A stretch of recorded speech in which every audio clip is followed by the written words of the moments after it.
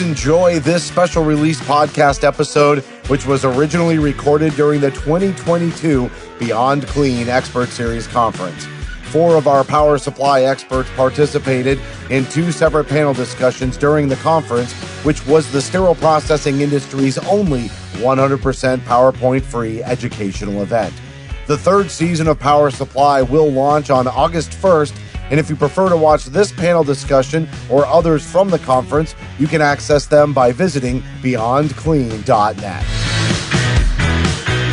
Okay, hello, welcome back everyone. Thank you for joining us for this 4th session of our SPX Expert Series Conference.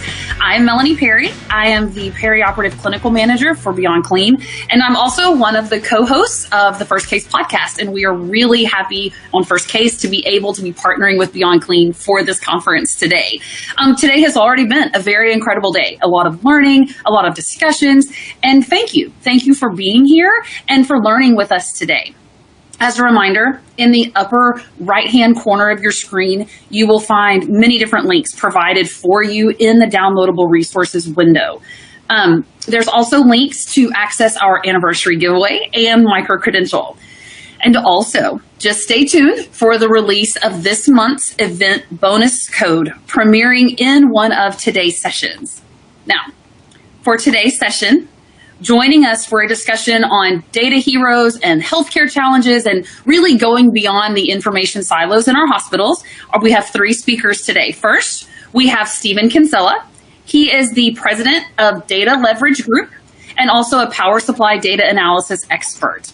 Stephen focuses on identifying quantitative, data-driven opportunities for savings and improvements that support quick implementation by working closely with supply chain and value analysis teams. Next, we have Vincent Matozzo, CEO and managing partner of Paradigm Venture Group. He's also a power supply interoperability expert, and with his extensive skills around process design, creating strategies, building consensus, synergies through integration, and collaborative approaches, Vin has changed the way interoperability is understood within the healthcare ecosystem. And finally, also joining us today is Justin Poulin. He is the founder and CEO of Beyond Clean, and he is the host of several healthcare podcasts, including the Beyond Clean podcast, which focuses on important topics, trends, and innovations in sterile processing. His other podcast projects include First Case, where he works with me, also power supply and transmission control. Now, today for our discussion, we are going to discuss why don't our technologies effectively talk to each other in a hospital setting? Where do the breakdowns occur? This session will identify the current technology breakdowns and the risks to patients, compliance, and finances when these breakdowns occur. And they're also going to discuss the important role frontline technicians play in value analysis, medical recalls, and interoperability. So guys, take it away for this exciting discussion. Thank you, Melanie. And even before we get started, I want to thank Vin and Stephen for being subject matter experts on the Expert Series through Power Supply. As Melanie mentioned, First Case is our podcast and media brand focusing on the operating room. Beyond Clean is our brand focused on sterile processing. And Power Supply is the healthcare supply chain podcast. And so as you follow Power Supply on social media, you're going to see Stephen and Vin's faces every single month with great content, and that's why they're here participating in the Expert Series today. Vin, I've known you for quite a while. Stephen, you're somebody that I've met in the last 6 months. I'm really excited to have both of you gentlemen joining us for this panel discussion. And I know, Melanie, that word interoperability, it is a big word, but it's even bigger in application, Vin. And I thought maybe we could start with you and have you define what that interoperability means to you and why it is so important to you. Yeah, no, I appreciate it. And Justin, Steve, the entire team, thank you so much for the opportunity. You know, interoperability is one of these elusive things that really, if you took it from a book definition, states, you know, the architecture or standards that make it possible for different systems to exchange information. And I think as we start to unpack that in healthcare, for me, it's always allowed better workflows, reduced ambiguity, and improving quality of patient care and really the quality of data by making it readily available to the consumption of whoever that expert is. Could be supply chain, could be clinicians, could be research. But it really, I think, has become more and more important as a focal point in healthcare supply chain, as organizations are creating more collaborative, data-driven exercises. So that's really kind of my 2-second soapbox, and looking forward to being able to unpack that with everybody today. Well, data is a big piece. I mean, it should be no surprise to anyone that there's a workforce shortage, not just in healthcare, but just about every single industry in this country today. And so interoperability to me also means being able to interface with less of that mundane sort of remedial level effort and lifting up and being more strategic. And as we do that, we can get more complex with things like value analysis, which is where I'm now going to go to you, Stephen, and talk about value analysis. What can we define that for the context of today's conversation? Because we have lots of clinicians. I'm sure there are plenty of supply chain experts that are joining us in the audience as well. But just to make sure we're all talking the same language, what does value analysis mean to you, and why are you so passionate about that process and making it more effective and easier to do in healthcare supply chains today? Sure. Value analysis, there's a lot of traditional definitions of value analysis, right? The right product at the right time at the right price to meet the right need is really the quick and dirty definition of value analysis. And what I really think is great about value analysis is it really has come a long way from not just being kind of like a role early on in the early days, and then it eventually became more of a discipline, right? There was more knowledge and learning around it to become the profession that it is today. The value analysis professionals that are out there today have so much more responsibilities and things that they need to do, and they're relied upon for, and not the least of which is data and information, whether it's coming from the vendors and the clinicians for the new products that they may be seeing for the first time, to getting into patient safety and infection control and all those types of things. So it's quite you could define value analysis quite a few different ways, but it's really a discipline of many things coming together, and quite a responsibility for the value analysis professionals that are out there. So I'm a clinician, I'm a registered nurse, and Melanie, who kicked this off, is also a nurse who has a great deal of extensive experience in the operating room.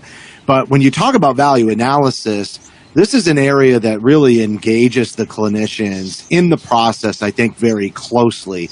And because there are so many clinicians in the audience today, Stephen, I thought, can we go just one extra step in that conversation and talk about how clinician involvement in the value analysis process has sort of brought supply chain and the clinical leaders in the healthcare organizations closer together? Sure. They're a vital part of the value analysis process for sure. And the clinicians, they're the ones, the bedside, the procedure areas, operating rooms, you name it. It's key, and it's also key for the organization on the organizational side to make the value analysis process itself easy and least time consuming, so that the clinicians can indeed help and be a great part of the process. And they need to have great information at their fingertips when needed. It's about having timely information for sure. The ones that clinicians that I've spoken with that have adopted the value analysis process have really learned that they do become a great resource to help work through, product or practice changes or new practices and other related issues. Value analysis to tells us and teaches us to rely on data. Here, Vin, and we'll talk a little bit about how important clean data and good data is for sure. I'm sure we'll talk a little bit about that. But, it's going to be evidence-based, all those things that go along with it, the frontline clinicians really need to have at their fingertips so they can make informed, reliable, and ultimately defendable decisions in the value analysis process. So they're really certainly extremely important to the process, frontline clinicians that are going to help really push and help the value analysis profession grow for sure. And Steve, I think you're a supply chain. Right? Yeah, I was going to say, if you're in supply chain and you're trying to, execute on a contract, having that engagement involving clinicians only helps with adoption, which means you're going to utilize or realize any savings opportunities, operational efficiencies that you're trying to achieve. And so, Vin, Stephen used the word data and good data. And so there's an engagement part of it, but it's also evidence-based, and you have to be able to present that data. So, start talking to me about how important data is to interoperability, because I'm assuming that's like the key ingredient, and without it, interoperability is not possible. Yeah, and so, I think you're right. And what's super exciting for me is I've really had a chance to grow up in the industry, right out of college, from having very limited experience, working in the trades, coming from, being the son of a carpenter, to really understanding why this interoperability is so important. And I think the seamless amount of interoperability and the great promise of this, and what Steve unpacked, right, whether it's electronic health records, enabling patients, understanding, having better coordinated care, lower healthcare costs, none of that really is possible without a great team effort. And, whether you look at it in the sports analogy for any, well-oiled team, whether you're on the soccer field, all the way really down to being able to looking at, the physician clinical service panel, establishing that care signature is so important, right? Every medical practice in the country, even if they were on the same electronic medical record, electronic health record, would have variation in how they processed, how they input, how they looked at the data. And without even getting into that variation and the perils of keeping it cleansed and guardrails of making it work, to really coordinate better care, you have to understand what you're using, how you intended to use it, when it was available, and then really the best way to practice and create that ability to establish best practices. And that's really where lean comes into the healthcare system for it. But I think, again, as we go back to interoperability, you're only as good as the data, the individuals that can interpret that data and then tell a story with it. And I think many of you have probably seen the analogous opportunity out there on LinkedIn where, they have individual Lego building blocks, right? And that's like representing data. And data works best when you're articulating a story and a narrative with it. Getting the clinician to understand their utilization, how they applied the product, the direct usage of that product, the outcome to the patient, and the efficiency up and downstream of what that caused, whether it was scheduling to outcome, to readmission, to length of stay, to even amount of time in the OR. That really can't happen in a vacuum. That happens from the perioperative opportunity all the way from central sterile supply, getting that implant or that critical component into the facility, understanding how it was bought and what it was utilized, and picking the right tool for the job. And I think, as everybody really starts to unpack a lot of what's happening in interoperability, you forget a lot of those foundational basics. And when you're looking at it from a contracts perspective, a lot of where I spent my time from procurement or from strategic sourcing, you're not understanding the challenges that the clinician goes through and potentially the complications in the case, just as much as that procurement agent or that opportunity to get that supply, might have been equally as challenged. So getting a level of understanding of the right product, the right time, and to Steve's point, we're never going to be able to look at better coordinated care or lower healthcare costs unless we're able to understand that paradigm. And the analogy I use a lot of times in our personal life is, how many of your personal life components actually connect, from daily nutrition to your financial plan to safety and security to well-being, to even the route that you take to work, depending on, how crowded the highway might be that day. All of those things have an impact. You can't get to work on time. Obviously, things are going to get delayed. You couldn't get out the door due to other factors at home. It's going to have an issue and a problem. And when you get into healthcare and when you get into complication, there's so much data and information overload and so many ways to consume it and connect it that without that interoperability, without those guardrails, without that mutual understanding between silo, we really get left scratching our heads, making anecdotes that become assumptions versus actually solving problems, reducing costs, and increasing outcomes. So the patient experience wants to become more simple, but the supply chain and the clinician experience has become intricately more complicated.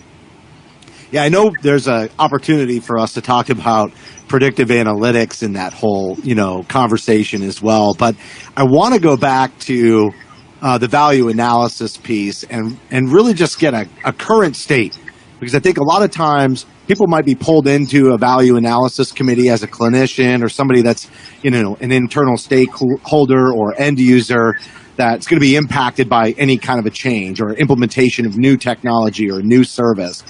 And I feel like some things are going well, and then we'll talk about some opportunities. But just as a baseline, Stephen, the current practices just at ABC Hospital across the country in general, not somebody who's leading the way, not somebody who's lagging behind, but the average healthcare organization out there, what is already going well when it comes to value analysis? Sure. I think they're doing a lot of things very well these days. There's a trend, there's more clinical involvement, certainly over the past 5 to 10 years. I think there's more of a spotlight on it. I think the AVAP group is doing a great job of promoting and discussing the value of the value analysis professional. I'm starting to see some trends where they're expanding, kind of that in-between role between value analysis and supply chain. A lot of organizations what they're starting to get right is this trend towards hiring someone specifically or putting someone in the role of recall manager and back order management. Those are a couple of areas that are just so hot right now. And I see a lot of organizations really starting to get those things right along the way here. And really, the structure of value analysis, it's changing. We're learning. Value analysis is learning just like we're all learning in supply chain. And I do see things really tightening up overall from a discipline and kind of really aligning with the high value procedure areas and really being able to focus in on those.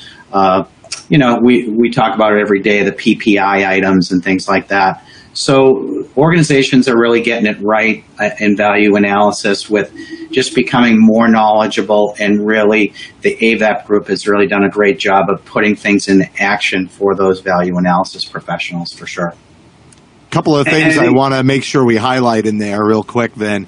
PPI stands for Physician Preference Items, in case there's anybody out there that doesn't know what that acronym stands for. Secondly, you talked about recall management, and I'm excited to be hosting another panel discussion later this afternoon with Ashley Safrau and Guillermo Ramos, and we're going to be talking about UDI, or Unique Device Identification, and medical recall. So that ties in to this conversation really, really well. And there we are with interoperability then. We have multiple different solutions that even during this Expert Series conference, that these experts are on the Power Supply brand, and they all do things that overlap with each other.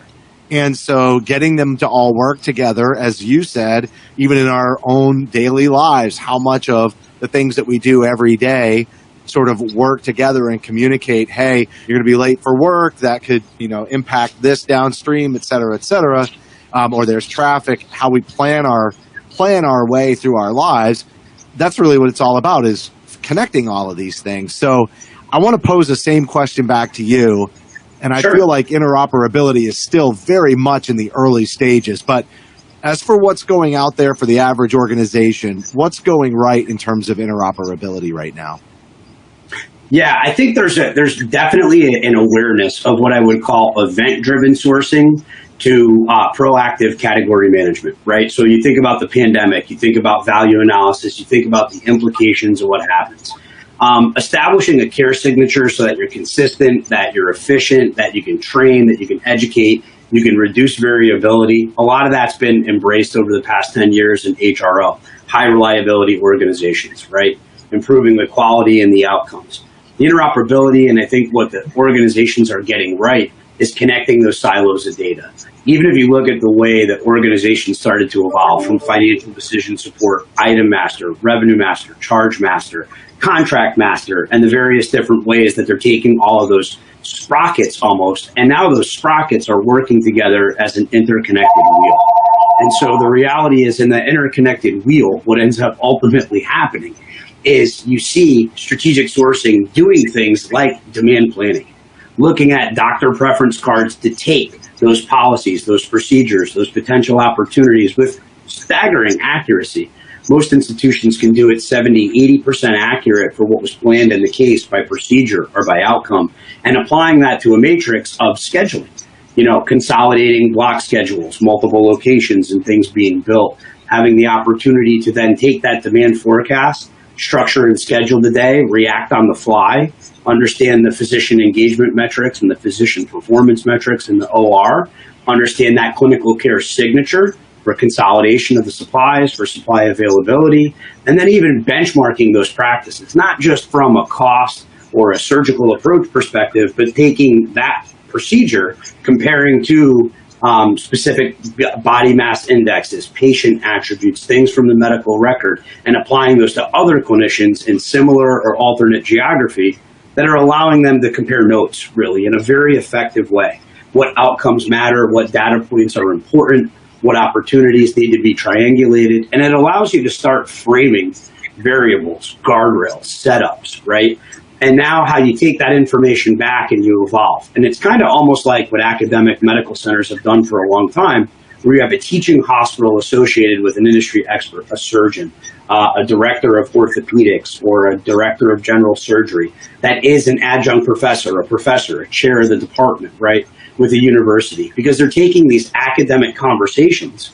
And what's exciting now is with the adaptation of technology, the ability for all these platforms, and it creates a lot more confusion, in creating a strategy and a different evolution of what's required to ingest this information, to automate, to create a solution. But what you're seeing now is contracting, speaking very closely to clinical utilization, understanding the why, the what, the how was used, understanding the outcomes and performance measures, articulating, where those fall within guidelines. Quality is a huge thing. So Vin, let's go back to something you said too, because you're talking about where this could go, right? You're talking about what they're not doing today, not just what they've done well. I want to go back to a word you just used, which was benchmarking. And I think if you're a director or a manager at the department level, that's like the most evil word anybody could throw out there, because every organization is so different. So when somebody hears benchmark, maybe they like that at a higher level. I think the C-level likes benchmarks because that's how they kind of know how's our organization doing compared to others. So it's sort of valuable. But when you're at the department level and then decisions start getting made that aren't necessarily in alignment, especially where I see it the most is staffing benchmarking. That's when everybody starts to cringe. And so, is that where we're missing the mark a little bit with interoperability? Would being able to connect these get us to a point where those benchmarks might be more valuable or more relevant? It's really interesting when you think about it, and you nailed it, right, Justin? And you could use some very key benchmarks. Nobody gets mad at the gas gauge on their car from empty to full, right? You drove 100 miles, you should know that you are going to consume approximately X amount of miles per gallon over a trip. I think it's understanding the problem, architecting a solution, and then managing those implications. And people get nervous when there's implications. And I'm going to use a really funny analogy. A pair of pants should have how many legs? And, there's not a standard definition for a lot of things, right? But when you stare at a pair of pants or potentially a shirt, right, there should be basically two places to tuck an orifice. And I think what's important is that people then try to get really, really granular without understanding framework and how they want to compare. What's jeans versus a coat versus a dress suit, right? And I've used the analogy a lot of times, the tailor really makes the suit. And I mean that because understanding the problem, these disparate data needs that need to be delivered to multiple consumers for a variety of cases, right, is what really people are afraid of when you say benchmark. Because there's so many variables that say this is what good looks like. There could be a simple variable of I got there or not, right? Point A to point B, using the gas analogy. You can get very complicated in cost per case, in outcome, and readmission rate, length of stay, all these different things. But I think in decision making, ingesting the information, and then actually creating the solution around benchmarks, you have to get started somewhere. And that's going to depend on the maturity of the organization. I really love the analogy about the tailor and the fit, because there are so many scenarios where, like you said, a pair of pants is a pair of pants, but once you try it on and you're uncomfortable, it's not really working for you. That really, just impacts how you feel all day. And I feel like solutions and technology and services that come in to healthcare organizations, that pair of pants might fit somebody else perfectly, but if it doesn't fit your organization, it's difficult. I think that's really where the value analysis piece comes in, Stephen, is that analysis isn't whether or not the solution that's being presented to the organization is a good one or not. It's not about whether or not it's good.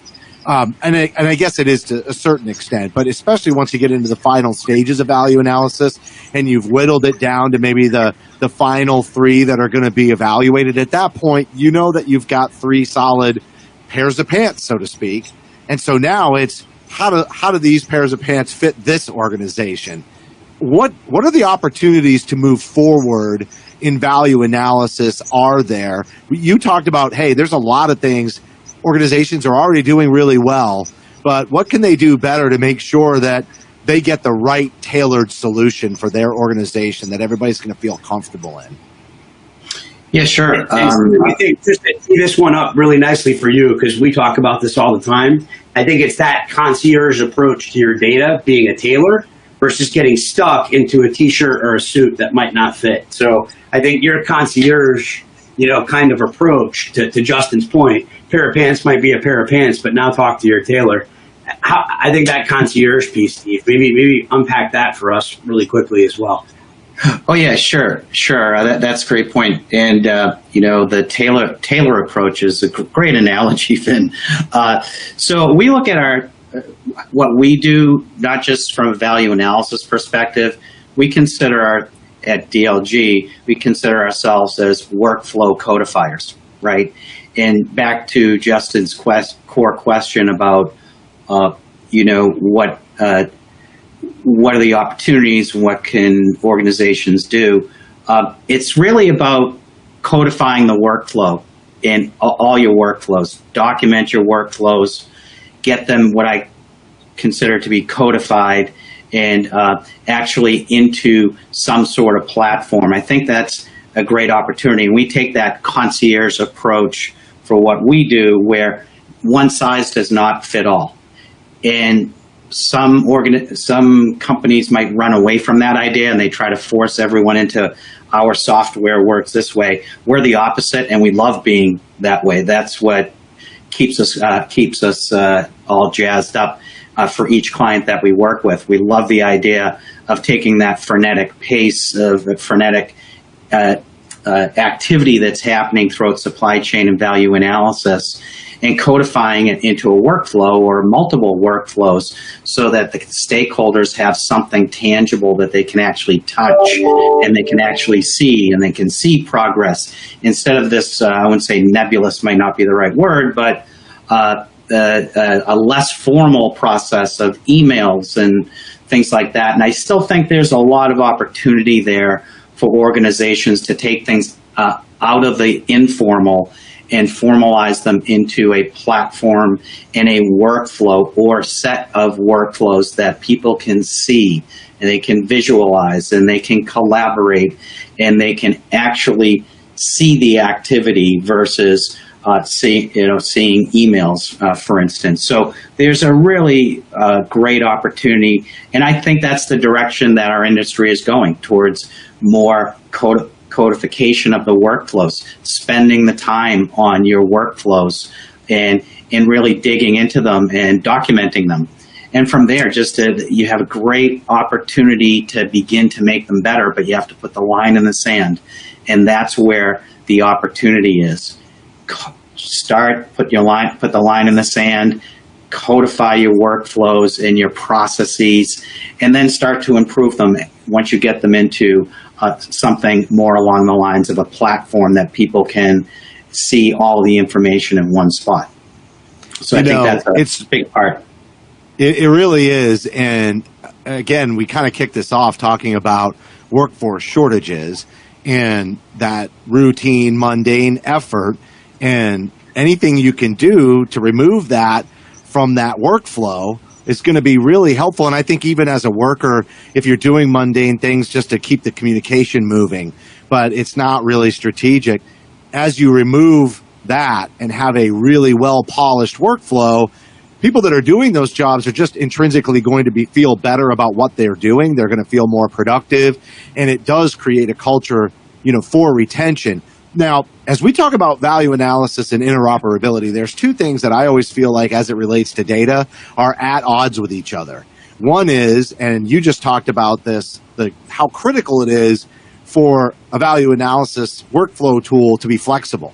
And so it does need to be flexible. At the same time, with data, you need some sort of standardization. And so how do we get standardized data that's also flexible so that these systems can talk interoperably? Vin, I think that's a question for you, because how do you get that flexibility and maintain the type of standardization that, makes things still work right? And that's a great question, Justin. And again, it gets back to understanding the problem, right? So what you just framed out was really being able to to ingest data from multiple disparate, diverse sources, internal, external. You want what they call no latency in data speak, right? It to be almost near real time. It's interesting if you take the analogy of like a refrigerator or a drill. Nobody ever gets upset that they're placing their food every day in a refrigerator versus potentially thinking about cold chain storage if you had to do that manually, even to prepare a meal. You want to hammer a nail, put a board together. People are really happy using an automated brad gun or a drill, right, to take that same exercise. And I think it's the same thing in modeling data. Delivering an analytical infrastructure that models and trains the right way, that makes it easy to not do the wrong thing, right? Creating a guardrail, creating an intake, wherever that data source is, not enter a wrong number, a leading zero, fat fingering, or creating a response in a free text field in EMR, right? All these things appropriate cleanliness in the data sources. But what's interesting in real time and replication of these data sets, go back to the drill, right? You're not so concerned whether or not you are using a hand drill or a chisel and a file or a power drill. You're concerned with the accuracy, the depth of the hole, right? The accuracy and where you wanted to place it. So I think, again, it's understanding the outcomes of the data, architecting that solution appropriately, right? So that you have the necessary information you were trying to achieve, not necessarily allowing the dirt to happen from the input. And when you manage those implications, as we call that from a technical perspective, you're replicating the data in a way where the latency, the security, the compliance, the quality, and the risk are all really built into the process. So again, you have a drill with a bit, right? You can't step outside. You have a refrigerator with a temperature gauge. When does it freeze? When does it spoil? So I think, again, starting those guardrails where you make it easy for the end user, and getting back to Steve's approach, understanding the experts that can take all those variables and create a guardrail and a system and a flow that works for your institution. Taking a decentralized institution that doesn't have central value analysis and trying to implement that overnight is like throwing someone in water and expecting them to grow gills, right? It's just not going to happen. Scuba gear or you can play that game, right? So I think you have some great analogies, man. I just have to jump in. That is analogy number 6, I think, if I'm counting right on my head here. But it's that well. But it really does illuminate what we're talking about, because when we're discussing data, I don't want to say that it's a dry subject, but especially if you're talking about throwing people in water and growing gills, it's not so dry. But it's one of those subjects that I think sometimes people have a hard time anchoring around, like conversationally, unless you live in data. Sometimes you're not really sure how does this impact my day to day? And I know, we have a lot of people in the audience that are tuning in live right now, and we've got about 10 minutes before we hit Q&A, but we can certainly do questions and answers along the way. And even some of the next questions that we're going to have is going to really start relating directly to the audience and application for them. And so it's a good time to promote questions. If you're tuning in live, you'll see that there's a Q&A section. You can go ahead and post those there. I'll see them. Happy to ask those questions of Vin or Steven right here in the moment while we're talking about something that your question is very relevant to. And then I think where I want to shift the conversation is, let's start talking about real world application, and with that clinician audience in mind, something that, or some things, there may be multiple, but that they can start doing today to improve themselves or push their department, forward around value analysis and interoperability. And I think, honestly, Vin, some of this maybe starts with a self-assessment in both of those areas. Because here's something that happens all the time.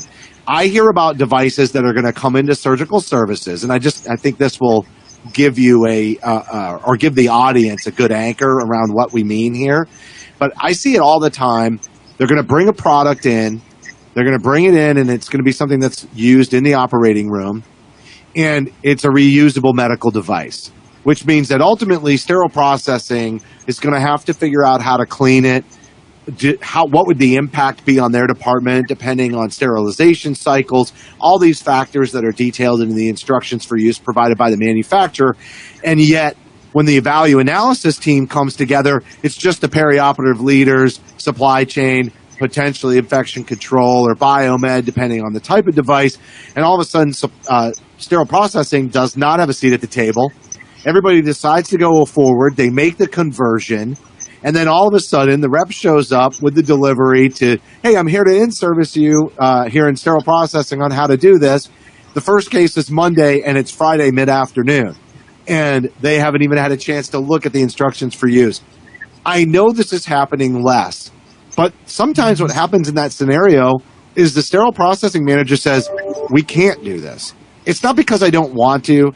It's not because I'm upset the fact that you brought the device in the afternoon before a weekend and tried to get me to do this last minute. It's, we literally cannot do that without violating our policies or creating some other downstream impact. So getting the right people to the table. But I feel like, sometimes that can really happen. And so what are some things that they can think about in terms of even just self-advocacy and self-awareness and self-assessment to be like, this is an area where we can do a better job as an organization, and how can they champion that for themselves?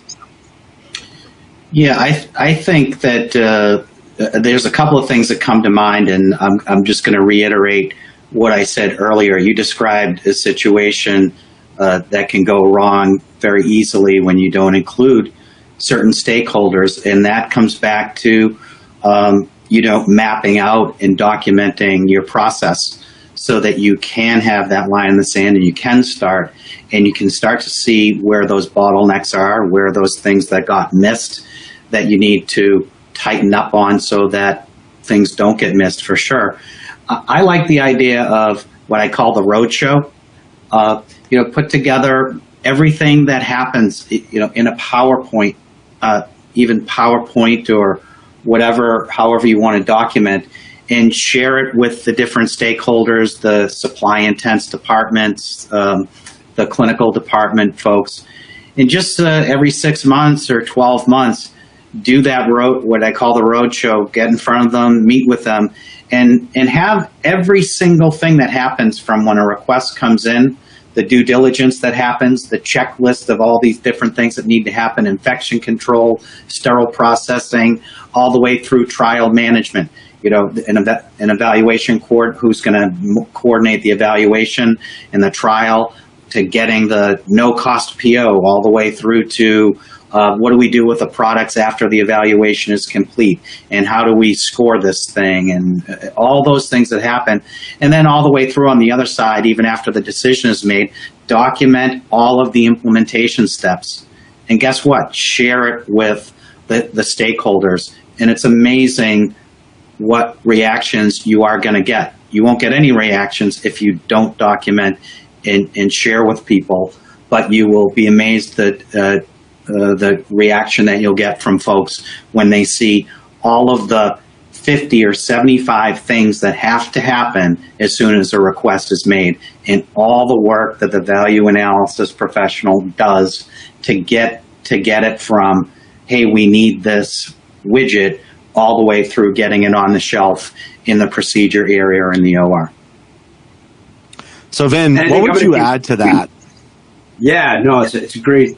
I'm going to take Steve's point and kind of pull it up at a macro level. So what Steve talked about was data virtualization, data streaming, and integration, right? And think about even the silos that Steve was unpacking there.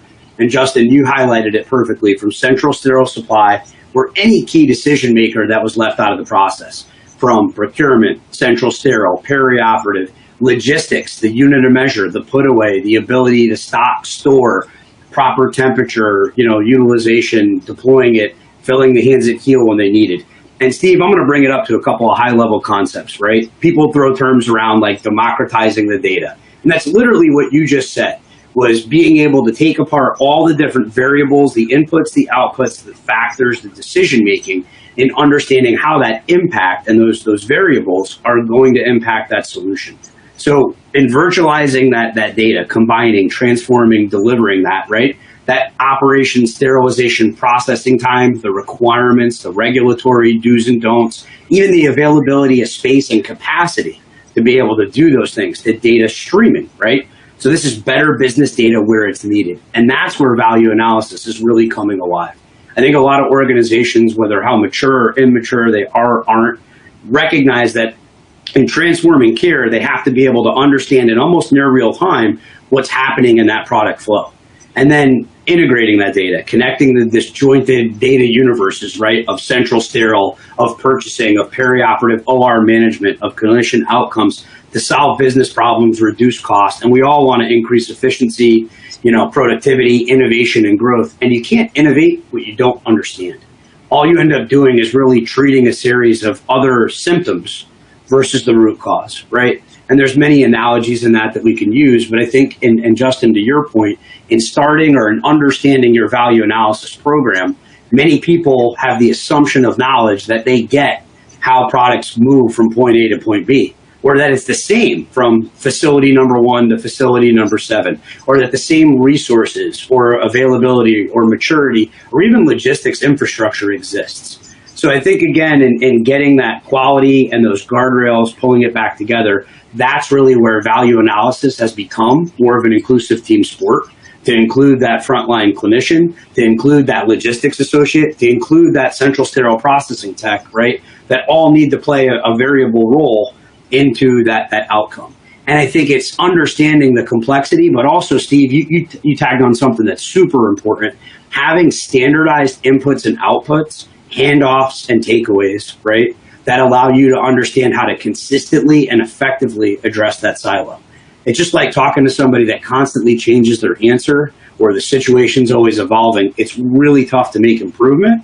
It's really tough to understand what's going on. And you haven't basically shared any insight as to how to have that interaction better and learn and grow and train, I think, the next time that comes together. So really, for me, that value analysis becomes, the linking rings of the supply network or the chain, of supplies or services throughout the healthcare ecosystem. And it's just super important to understand. You're touching upon something, because a lot of times when we think about the structure of healthcare organizations, that's when it becomes kind of, I don't want to say it's not clear, but it's not something that you just see on an org chart really easily. People don't visualize it.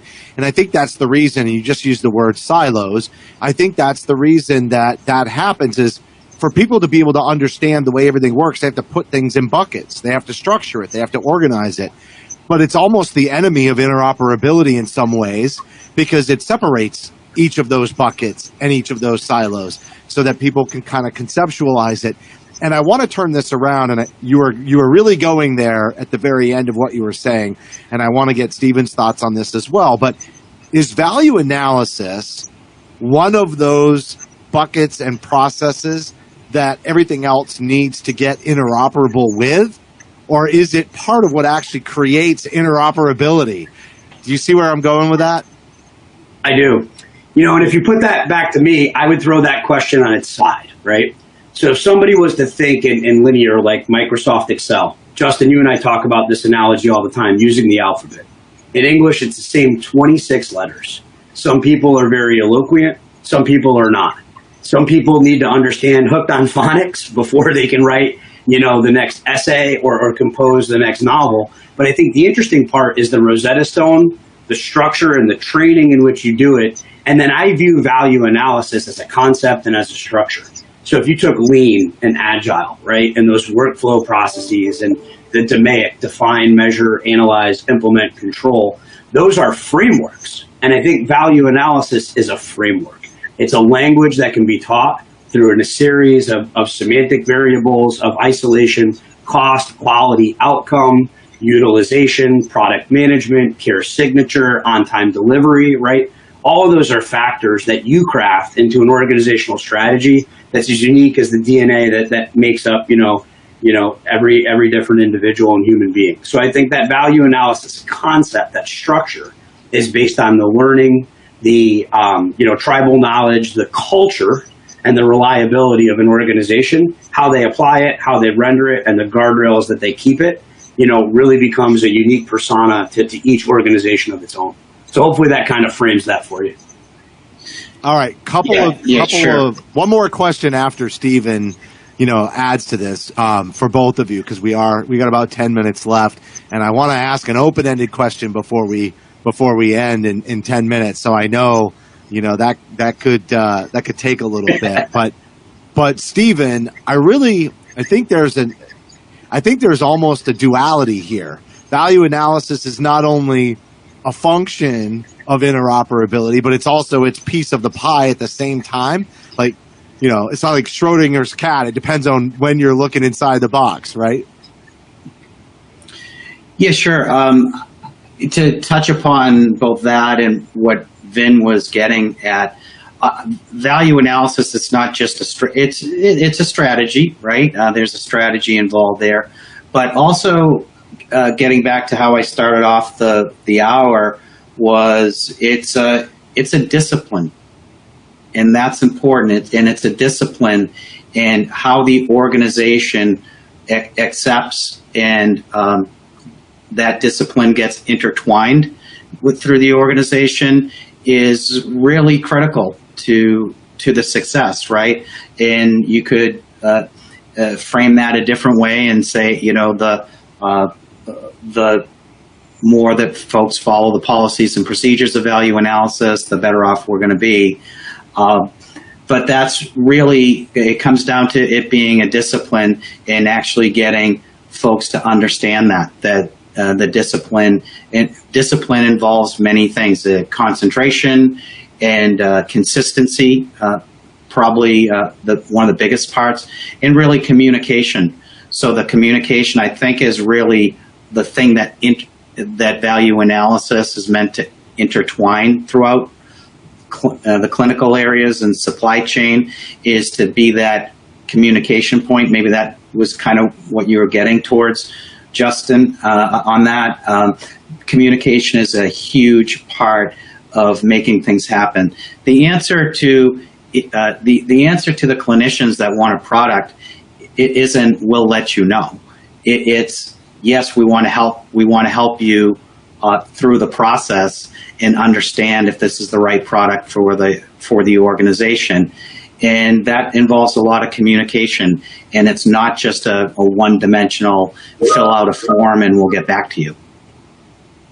All right. And I think, the open-ended. You just nailed that real important. I think just one key thing, it's an output of collaborative production, meaning, supply chains are empowered by a collaborative production because the customer-driven supply chain is the best, whether it's Amazon for products or clinicians and the patient for value analysis. And that high responsive rate, to your point, Steve, puts a high flexibility and efficiency burden on the individuals delivering it, right? So value analysis, serving that clinician and understanding and mapping the variables, I think where the organizations are going to evolve is understanding how they do business and how they answer that question, Steve, quicker, more efficiently, more consistently, to give that go, no go, within, without the care signature, and being that responsive. So again, I think, again, value analysis is the voice of the customer, which really should be the clinician and the patient, that drives a responsive supply chain. So hopefully that helps in collaborative production. All right. Yeah, so the collaboration through visibility, ahead, for Steve. sure.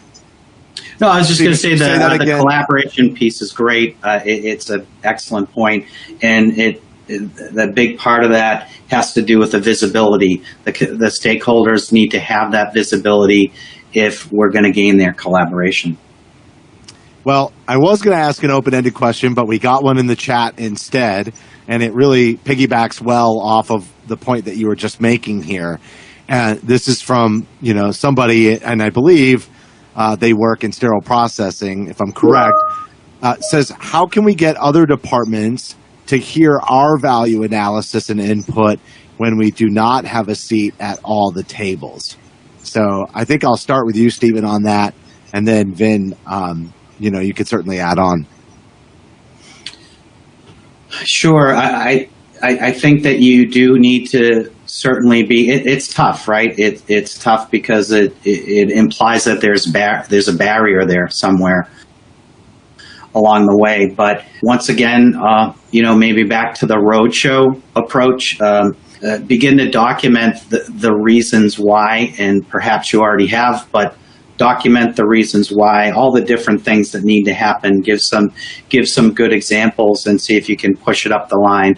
Certainly, all the value analysis folks that that I know work with love the idea of collaborating and would enjoy any insight into sterile processing and anything around that idea of collaborating. So I would suggest documenting the issues and all the different things that happen, and make that case and bring it forward, whether that be to supervisor and also value analysis, the value analysis professional, and ask them for help how to make that friends. happen. Make friends with the value analysis team, and they'll help make sure you get there, is what I just heard loud and clear. And, a lot of that internal networking is so critical. A lot of what we talk about, on power supply and beyond clean, first case, and transmission control is networking outside of the organization, getting other varied perspectives from the industry at large on social media like LinkedIn and Facebook. But there's so much value to be gained, to your point just there, Stephen, from networking internally, and especially if you want to increase awareness about the function and roles and the important topics to your department or you as an internal stakeholder that is interfacing, throughout something like surgical services. Vin, we're just about 4 minutes away. I want you to just kind of leap off that answer, and then obviously we'll wrap things up. Sure. So I think, to answer that question directly, get other departments to hear your value analysis input when you don't have a seat at the table. Foundations are best built on common ground. Find the GL, find the outcome, find the new product introduction, even if it's something like facilities and air quality for boiler chillers, all the way down to output. Look at that common ground and that linking ring, or that linchpin, if you will, that allows you, whether it's finance, the GL, the opportunity, care signature, sometimes it's even a common executive, or even things like patient experience or a clinical service line. So if you can find that common ground, if you can isolate those variables and connect where you really are able to help each other, then I think that's really in a great response, the ability for you to offer them a service in addition to being able to provide an outcome that works for value analysis. And I've just seen that work time and time again. Well, gentlemen, you both did an amazing job during this panel discussion, and I do want to point everybody back to follow Power Supply on LinkedIn and Facebook, because you will see many more excellent insights from these two gentlemen every single month on interoperability and value analysis. And even though the Power Supply brand is really talking directly to supply chain, I think it's important to note interoperability, and being aware of the topics that are important to supply chain will help you network internally. So certainly the conversations around value analysis and interoperability that the two of you are putting out there, and really it's just starting a conversation. So we want to get more people involved. If you like the topics that they're covering, make sure that you like it and share that content out from your social media channels as well. Vin, just some closing remarks. Thank you again for coming on the show and for being such a great partner with Power Supply. I appreciate you guys, and thanks for the opportunity. And again, inspire, innovate, and create with everything that you can start mapping today. So we appreciate the time and the opportunity to connect. You're doing some great work, and Stephen, you are as well. Appreciate you coming on to talk about value analysis and again, pointing everybody in your direction on the expert series, but really have some great insights. And I think we've pushed out a vendor spotlight as well and talked a lot about how your organization has undermarketed itself to some extent, and the flexibility piece and the tailoring of that solution. So I do want everybody to make sure they're aware that they can learn more and gain more of your insight by listening to your vendor spotlight on Power Supply from back in February. Thanks so much for joining us for this panel discussion. Thanks so much, everyone. I appreciate it, and really appreciate the work that folks do out there. We're all we have a lot of balls up in the air, right? And we're going at that frenetic pace, like I mentioned earlier. And so just to be able to take a breath and collaborate on discussions like this is just awesome. It's just a great thing. So thanks, everyone, and I really appreciate your time. All right. Well, I want to thank the both of you once again. I'll hand it back over to Melanie, but I am very excited about what we're doing at Power Supply with the both of you and our other experts. So just to tee that up, there's another panel discussion with experts from the Power Supply series coming up later this afternoon on unique device identifiers, or UDI, and medical recalls with Ashley Safrao and Guillermo Ramos. So very excited to be doing that. And with that, Melanie, back to you. All right. Thank you, all of you. Justin, thank you for such an engaging discussion with Stephen and Ben. It was really good. I mean, obviously, this is not a topic that maybe is my area of expertise, but I could understand it. And really, the analogies about the tailoring and the pants, I could understand the pants. That really made sense to me. And I have lived those examples where we brought something into the operating room and we did not include sterile processing, and then we had instruments that couldn't fit in the washer. I mean, it happens, and you just don't think about what goes downstream. So very good conversation and very good points that any department could really draw out of this conversation. So thank you, all three of you, for being here today and for having this discussion. All of our speakers, you can reach out to them through their contact info in their bio. So if you have a question for them, make sure you find their links in their bios and reach out to them. They will gladly answer your questions.